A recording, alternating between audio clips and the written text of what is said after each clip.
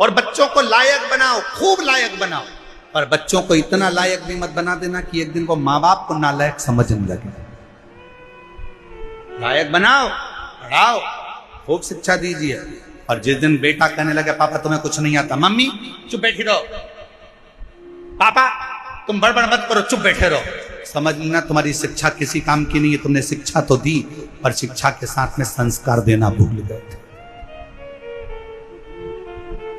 जिस दिन तुम्हारी औलाद, तुम्हारा पुत्र ऑफिस में तुम्हारा रुआब है, नौकरी में तुम्हारा रुआब है, घर जाने के बाद तुम्हारी औलाद तुमसे कहे पापा तुम चुप बैठे रहो, तुम्हें अक्ल नहीं है, मम्मी तुम चुप रहो, तुम्हारे को कुछ नहीं आता है, मम्मी चुप रहो, समझ लेना कि तुमने बच्चों को शिक्षा तो दी पर संस्कारों से जोड़ नहीं पाए।